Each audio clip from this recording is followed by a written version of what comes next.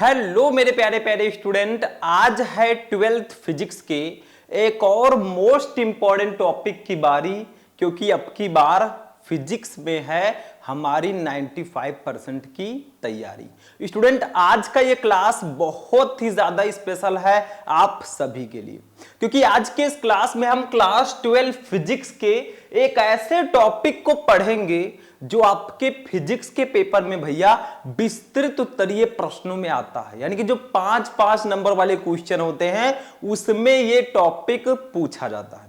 बहुत ही ज्यादा interesting topic है और इस टॉपिक को आज मैं बहुत ही इजीली आपको समझाने वाला हूं। अगर आप ध्यान से इस क्लास को देखते हैं तो आप चुटकियों में इस टॉपिक को सॉल्व कर पाएंगे। इस टॉपिक का नाम है बायो-सेवर्ट का नियम। अब नाम सुनते ही आपको एक आइडिया लग गया होगा कि यह टॉपिक कितना ज्यादा इंपॉर्टेंट है। आप अगर प्रीवियस ईयर पेपर उठाकर देखेंगे ना तो यह टॉपिक आपको कई बार बोर्ड एग्जाम में आया हुआ मिलेगा। तो आज हमने सोचा क्यों ना फिजिक्स में आपका 5 नंबर कंप्लीट करा दिया जाए। 5 नंबर में तो ये आता ही आता है और कभी कभी आपके लघुत्तरीय प्रश्नों में भी इसको दे दिया जाता है। तो टाइम वेस्ट नहीं करना, 12th फिजिक्स में है अगर 5 नंबर कंप्लीट करना तो इस क्लास को ध्यान से लास्ट तक देखना। चलो स्टार्ट करते हैं। आखिर बायो-सेवर्ट का नियम है क्या? सबसे पहले यह जान लो कि इसको किसने और कब दिया था। फिर इसके बाद हम जानेंगे आखिर इसमें कहा क्या गया है, किस बारे में बायो-सेवर्ट के नियम को दिया गया, आखिर क्यों दिया गया इसको। ठीक है, देखो सबसे पहले बायो-सेवर्ट का नियम, नाम से आपको लग रहा होगा कि ये कोई एक ही वैज्ञानिक होंगे बायो-सेवर्ट, लेकिन ये दो अलग अलग वैज्ञानिक हैं। देखो फ्रांस के वैज्ञानिक बायो तथा सेवर्ट ने सन 1820 ईस्वी में धारावाही चालकों द्वारा उत्पन्न चुंबकीय क्षेत्रों के संबंध में एक नियम प्रस्तुत किया जिसको हम बायो-सेवर्ट का नियम कहते हैं। मतलब फ्रांस के दो वैज्ञानिक थे बायो तथा सेवर्ट। इन्होंने सन 1820 ईस्वी में धारावाही चालकों, अब धारावाही चालक कौन होते हैं? जिसमें धारा का प्रवाह आसानी से हो सके। धारावाही का मतलब धारा का वाहक करने वाला, जिसमें धारा का प्रवाह आसानी से हो सके।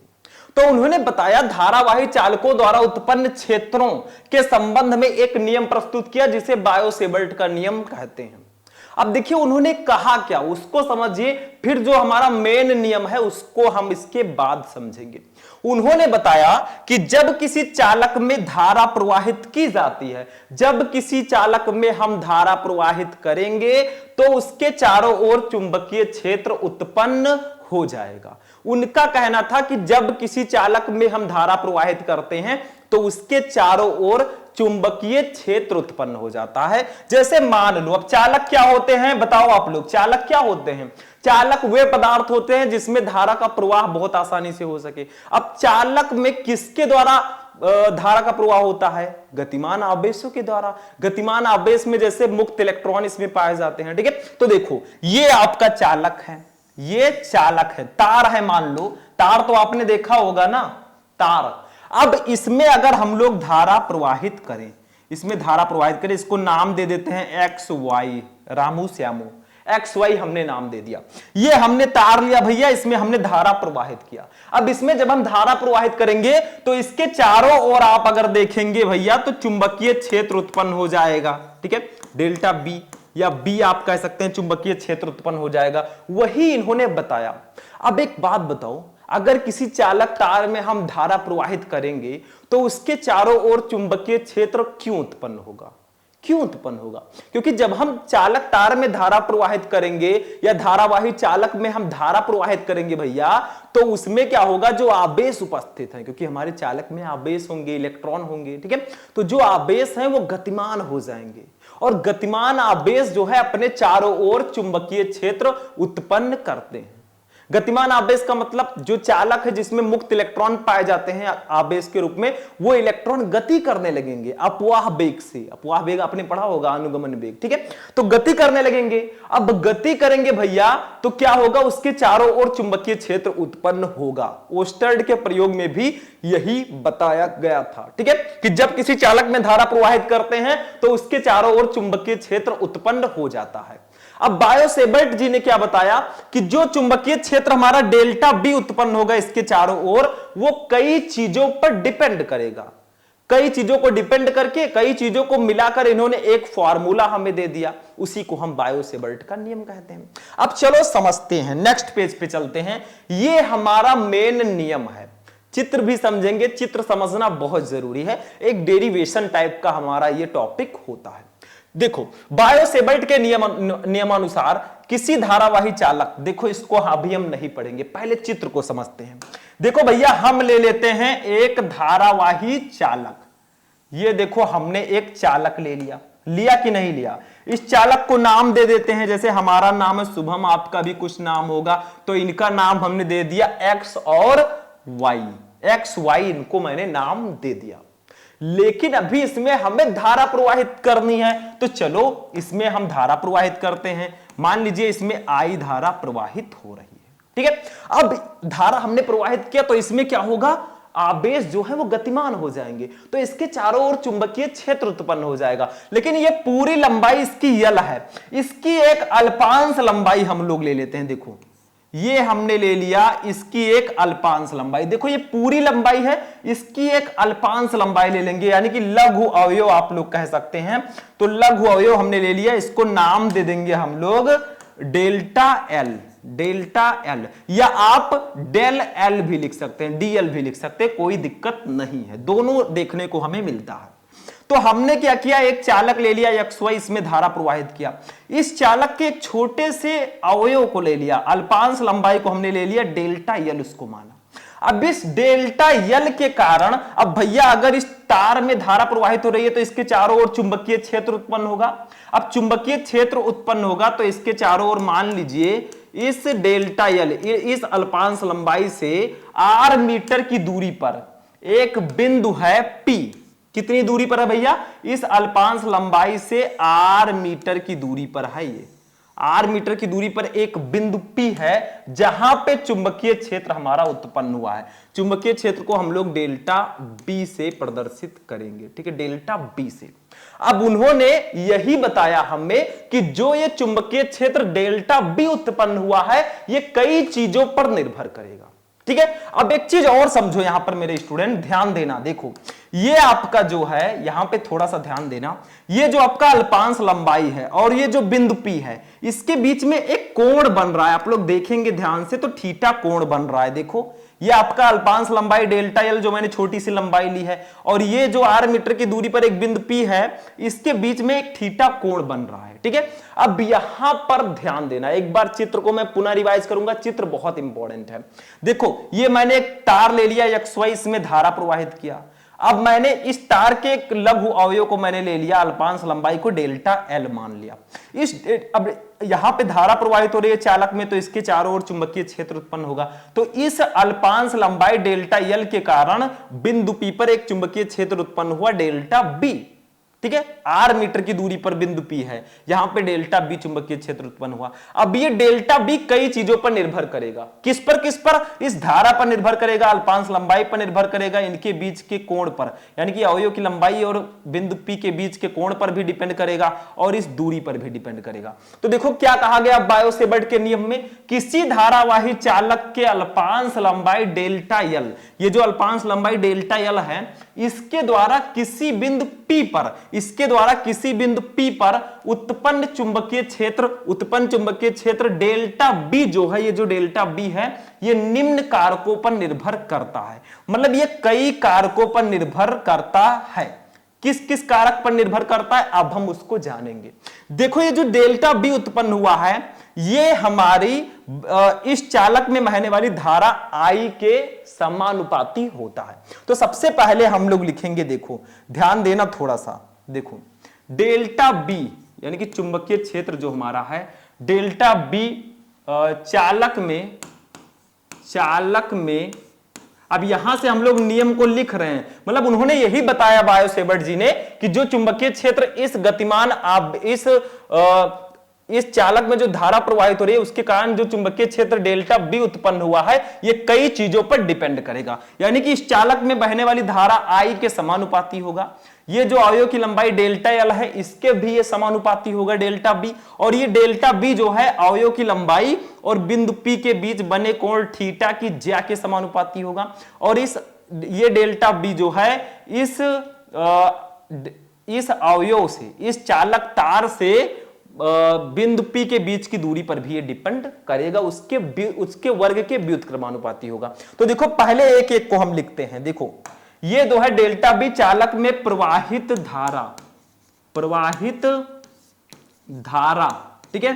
अब प्रवाहित धारा कितनी है मेरे स्टूडेंट? आई है, धारा आई, ठीक है, के समानुपाती होता है, के समानुपाती होता है। सबसे पहले उन्होंने यही बताया, के समानुपाती होता है। अभी इनका फॉर्मूला हम लोग निकालेंगे, समानुपाती होता है, ठीक है। अब भैया इनके समानुपाती होता है तो यहां पे हम लोग लिख देंगे डेल्टा बी, ठीक है, इज प्रोपोर्शनल टू, यानी कि समानुपाती किसके है? ये आई के समानुपाती है। इसको हम लोग मान लेंगे स्टूडेंट इक्वेशन नंबर 1, यानी कि समीकरण नंबर 1, ठीक है। समझ में आ रहा है कि नहीं? सबसे पहले इन्होंने बताया कि डेल्टा बी जो है इस चालक में प्रवाहित धारा आई के समानुपाती होता है। समानुपाती का मतलब क्या होगा? अगर धारा बहेगी तो चुंबकीय क्षेत्र भी बढ़ेगा, अगर चुंबकीय क्षेत्र की तीव्रता बढ़ेगी तो धारा भी बढ़ेगी, ठीक है। वही इन्होंने बताया। समानुपाती का मतलब ही यही होता है कि अगर वो बढ़ेगा तो वो भी बढ़ेगा, वो घटेगा तो वो भी घटेगा, सिंपल सा है, ठीक है। अब फिर इन्होंने बताया कि जो डेल्टा बी है इस अवयव की लंबाई डेल्टा एल के भी समानुपाती होता है। तो यहां पे हम लोग लिखेंगे, देखो ध्यान से समझना, डेल्टा बी अवयव की लंबाई, अवयव की लंबाई, ठीक है, अवयव की लंबाई, अवयव की लंबाई कितनी है? अवयव की लंबाई लिखिए या अल्पांश लंबाई भी लिख सकते हैं, ठीक है। अवयव की अल्पांश लंबाई, यानी कि इस तरह लिख दीजिए, ध्यान दीजिएगा, डेल्टा बी अल्पांश लंबाई लिख दीजिए, जो मैंने ऊपर लिखा है वही लिखिए, ठीक है। डेल्टा बी अल्पांश लंबाई, अल्पांश लंबाई, ठीक है। डेल्टा एल, अल्पांश लंबाई आपका कितना है? डेल्टा एल है, इसके भी समानुपाती होता है। लंबाई डेल्टा एल के समानुपाती होता है, ठीक है, होता है, ठीक है। अब यहां पे भी हम नीचे लिख देंगे, ध्यान देना, नीचे हम क्या लिखेंगे? डेल्टा बी जो है वो किसके समानुपाती होता है भैया? वो डेल्टा एल के भी समानुपाती होता है। तो मैंने इसको भी लिख दिया, इसको मान लेंगे हम समीकरण नंबर 2 मान लेंगे, ठीक है। समझ में आया? दो चीजें समझ में आई। अब भी दो चीजें और है, मतलब हमारा चुंबकीय क्षेत्र डेल्टा बी चालक में प्रवाहित धारा आई के समानुपाती होगा, और डेल्टा बी जो है अल्पांश लंबाई डेल्टा एल के भी समानुपाती होगा। डेल्टा बी समानुपाती डेल्टा एल, मतलब जितनी ज्यादा हम लंबाई को बढ़ाते जाएंगे उतना ज्यादा चुंबकीय क्षेत्र होगा। सिंपल सा है, समानुपाती का मतलब ही यही होता है मेरे स्टूडेंट, ठीक है। ये हो गया हमारा। अब तीसरी चीज क्या है? देखो ये जो डेल्टा बी है ये इस अवयव की लंबाई डेल्टा एल और बिंदु पी के बीच बने कोण थीटा की ज्या के समानुपाती होता है। इस साइड में मैं नेक्स्ट पेज में लिखूंगा, देखो ध्यान देना, पेज कोई भी हो समझना है आपको। डेल्टा बी अवयव की लंबाई, अवयव देखो थोड़ा ऊंचा है भैया तो हो सकता है इधर उधर लिख जाए, आप सही से लिखिएगा, ठीक है। अवयव की लंबाई तथा बिंदु P के बीच बने कोण, के बीच बने कोण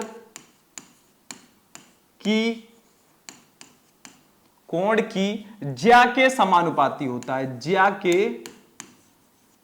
समानुपाती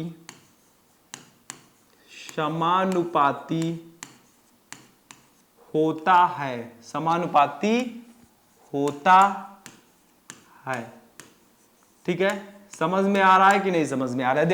देखो यहां पे चित्र में समझो, ये जो डेल्टा बी है इस अवयव की लंबाई डेल्टा एल, ठीक है, अल्पांश लंबाई डेल्टा एल, और बिंदु P के बीच जो थीटा कोण बन रहा है इसकी ज्या के समानुपाती होता है, ठीक है।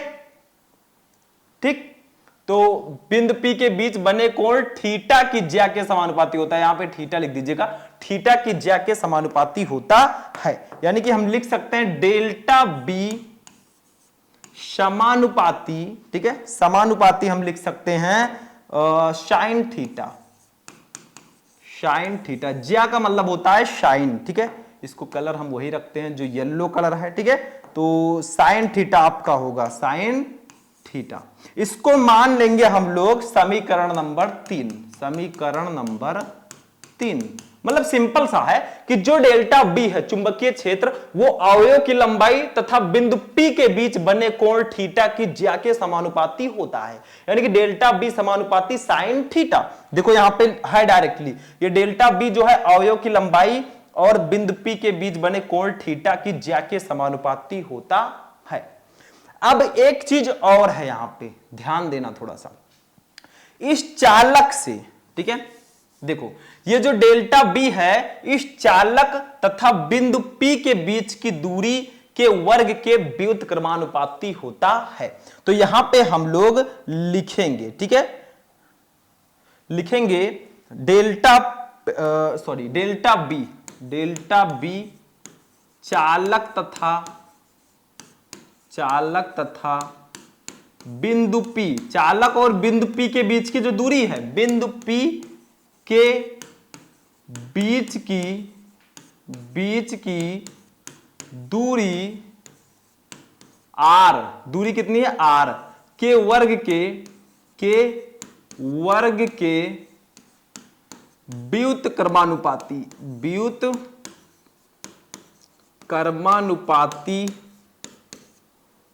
व्युत्क्रमानुपाती होता है। अब यहां पे व्युत्क्रमानुपाती हो गया, ठीक है, यानी कि इनवर्सली प्रोपोर्शनल हमारा आ गया है। तो यहां पे लिखेंगे मेरे student delta B is inversely proportional to 1/r², मतलब दूरी के वर्ग है, देखो दूरी के वर्ग, तो 1/r², यहां पे हो जाएगा। इसको हम लोग मान लेंगे समीकरण नंबर 3, सॉरी समीकरण नंबर 4 है ये हमारा, समीकरण नंबर ये हमारा 4 है। अब देखो मेरे स्टूडेंट, बस यही 4 चीजें थी, उन्होंने यही बताया कि जो इस धारावाही चालक के कारण उत्पन्न चुंबकीय क्षेत्र होगा वो इस धारावाही चालक में बहने वाली धारा के समानुपाती होगा, हमने लिख दिया। इस अल्पांश लंबाई के भी समानुपाती होगा, हमने लिख दिया डेल्टा बी समानुपाती डेल्टा एल। और जो हमारा है डेल्टा बी अवयव की लंबाई तथा बिंदु P के बीच बने कोण की ज्या के समानुपाती होगा, यानी कि डेल्टा बी समानुपाती साइन थीटा। डेल्टा बी चालक तथा बिंदु P के बीच की दूरी r के वर्ग के व्युत्क्रमानुपाती होता है, तो डेल्टा बी व्युत्क्रमानुपाती 1/r²। अब हम क्या करेंगे, नेक्स्ट पेज पे चलेंगे, ठीक है, और चारों समीकरण को मिलाएंगे। देखो यहां पे लिखेंगे हम लोग समीकरण, सॉरी हाँ चलो इसी से लिख देते हैं, समीकरण 1, 2, सॉरी 1 के बाद 2 रहेगा, ठीक है, 1, 2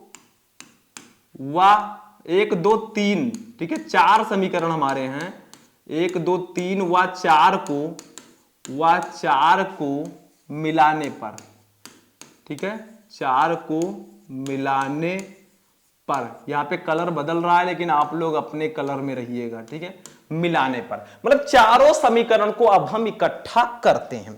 तो देखो क्या होगा मेरे स्टूडेंट, ध्यान से समझना। देखो चारों को अगर हम इकट्ठा करेंगे तो लेफ्ट में तो सब डेल्टा बी ही है, यहां पे समानुपाती है आई डेल्टा एल साइन थीटा और व्युत्क्रमानुपाती है r² के। तो हमारा फॉर्मूला कुछ इस प्रकार से निकल कर आएगा, ध्यान देना, डेल्टा बी इक्वल टू हमारा निकल कर आएगा, देखिए थोड़ा सा ध्यान देना, कलर चेंजिंग प्रॉब्लम है तो इसको मैं सही कर देता हूं, ठीक है। डेल्टा